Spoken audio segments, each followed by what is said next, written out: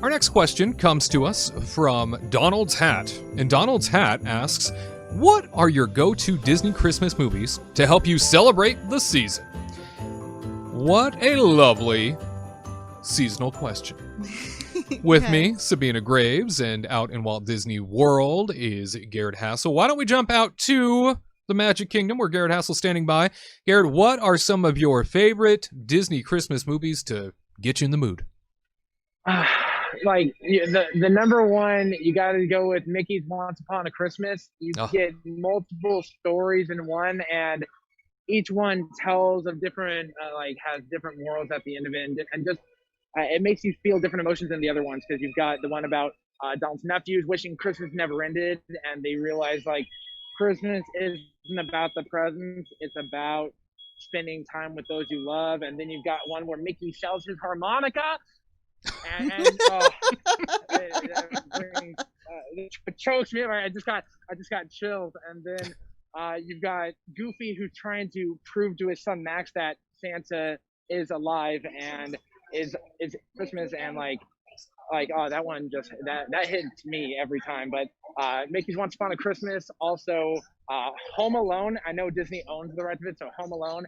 And then the Santa Claus. The Santa Claus is one of my all-time favorites, just because it's Tim Allen and he's hysterical, and it shows a different side of Santa. It shows Santa, you know what? How does one become Santa? It doesn't happen overnight. No, it happens in 365 days, and you grow a beard overnight. That's how it goes down. So I love the Santa Claus, but yeah, those would be my three go-tos. There's too many Disney films to list, but yeah, Disney knows how to make good Christmas and holiday films, that's for sure. That they do, my friend. And Sabina, when it comes to, and it's kind of wild to think that the Home Alone franchise is part of Disney's arsenal now. Yes, that was going to be my surprise, the Home Alone movies. Definitely films like Nightmare Before Christmas, because it's a Christmas movie. Mm-hmm. Definitely, I watched that in between Halloween and Christmas, so kind of is one of the early ones that I kind of start to watch to get in the spirit.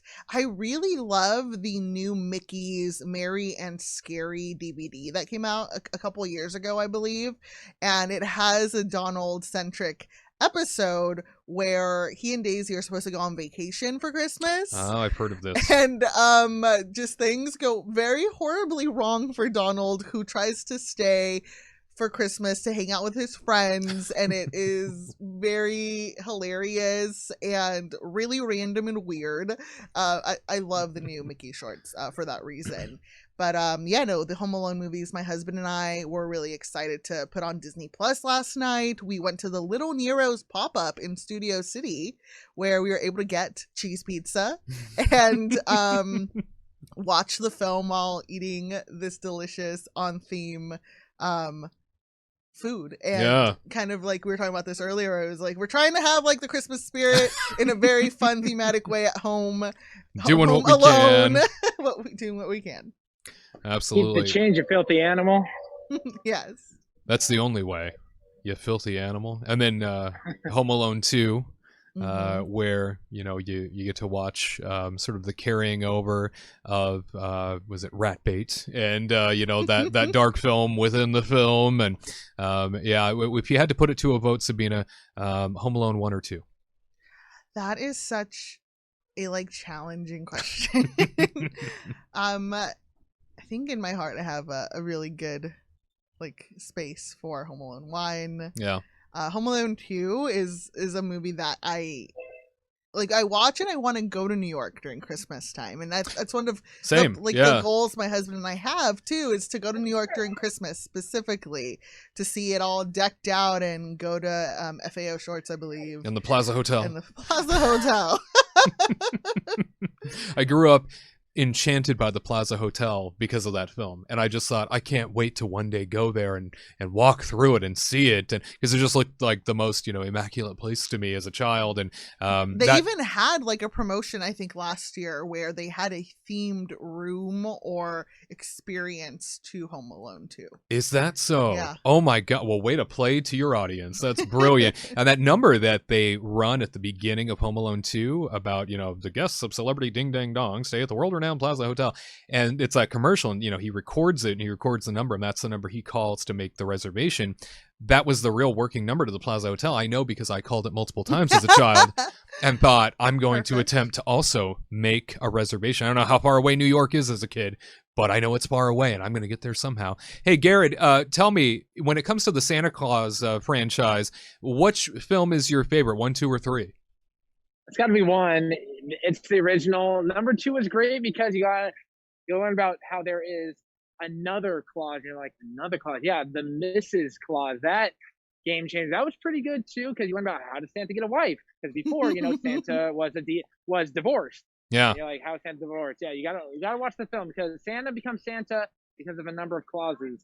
But number 3, like, you got Jack Frost in there, and you can't be like it's good, but number 1 is just the one that takes it all home because you learn about the power of tinsel and how it can break you out of jail. You learn about hot cocoa and how it took 1,500 years to get the perfect recipe. And then you got Bernard the elf. You can't beat Bernard. He's the tallest elf, and he's got he got like a Jamaican beanie on. He's got the swagger going on. So, Who's mysteriously absent by film 3, and they don't really talk about it. Very odd. Yeah, it's Bernard. He's my guy because as I've watched it throughout the years, I've gotten more and more of the adult jokes that they put in there. Sure. A little bit. Because at first, like, when they're like, oh, it's a Claus, I'm like, well, of course it's a Claus. It's Santa Claus. And I didn't know, oh, Claus has an E on it. I never got that as a kid because you don't know legal jargon.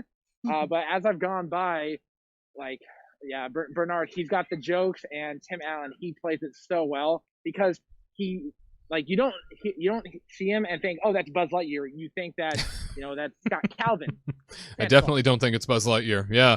No, I'll tell you this, when, it's been so many years now, and, Tim Allen is only getting older at this point. So I think it might be time for a carry on of the franchise. I think it's time for Charlie to step up and maybe assume the role of Santa. I don't know how they would do that because we obviously know that Scott Calvin became Santa by putting on the suit after Santa fell off the roof. So I don't know what's going to happen to Tim Allen as Santa for Charlie to become Santa Claus, but they could just reboot it, and just have a whole new family. That's true. Have that happen to them and accidentally kill Santa. I mean, and as we know in film 3, Jack Frost, played by the remarkable Martin Short, Jack Frost is sort of the arch nemesis of Santa. Kind of weird to think that poor Santa and Jack Frost were headbutting for so long, and by the end of that film, I don't necessarily know what the end of the film meant for the future of Jack Frost, so you have to see it. I'm not going to spoil it, but I don't know what happens to Jack now. Very odd. So maybe we continue it on. Maybe you're right. Maybe we reboot it. But I want to give a tremendous shout out to A Muppet Christmas Carol, one of the all-time greatest of Disney Christmas films. Absolutely a treasure. But what is your favorite Disney Christmas film to help get you in the mood? Go ahead and leave it in the comment section down below. Give this video a big like wherever you see it to ensure that we know you are in the Christmas mood. To all who come to this happy place, welcome.